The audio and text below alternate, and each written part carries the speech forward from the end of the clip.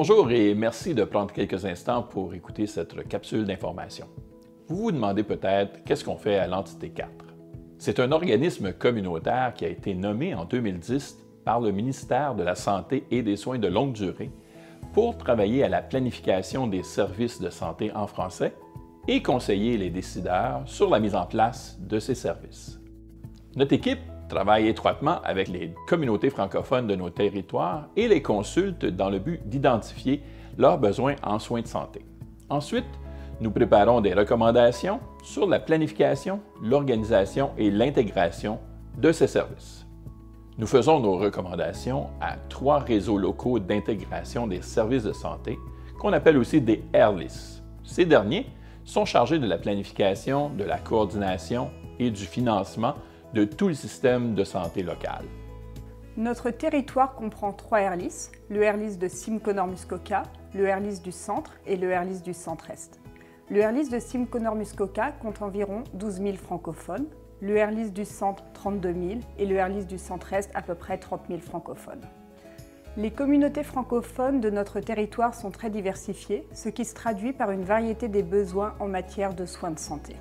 En plus des célébrations des 400 ans de la francophonie ontarienne, nous avons une raison de plus de célébrer car le mandat des entités de planification a été renouvelé en fin d'année par le ministre de la Santé et des Soins de longue durée pour un autre terme de 5 ans. Cela nous permettra de continuer à soutenir les fournisseurs de services de santé dans le développement de leurs services en français et d'impliquer encore plus la communauté francophone dans le processus de planification de ces services. L'année 2015 a aussi été marquée par le lancement du document de discussion Priorité aux patients du ministère de la Santé et des Soins de longue durée. L'année s'annonce donc comme une année de transformation profonde du système de santé en Ontario. L'entité 4 devra donc s'impliquer pour s'assurer que la transformation du système de santé prenne en compte les besoins des communautés francophones de notre territoire. Cette année, nous avons contribué à de nombreuses réalisations qui mettent le patient francophone au cœur du système de santé.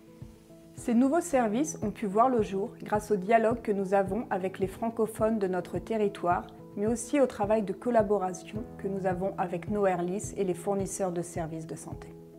La qualité de nos actions sur le terrain et nos recommandations rendent chaque jour les services de santé en français plus accessibles aux francophones de notre région.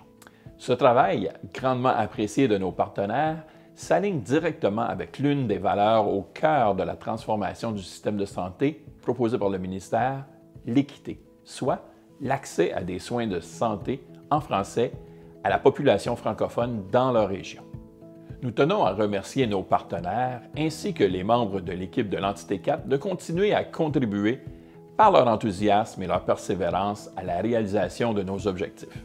Un merci tout spécial aux membres des communautés francophones de nos régions qui nous soutiennent et alimentent nos réflexions.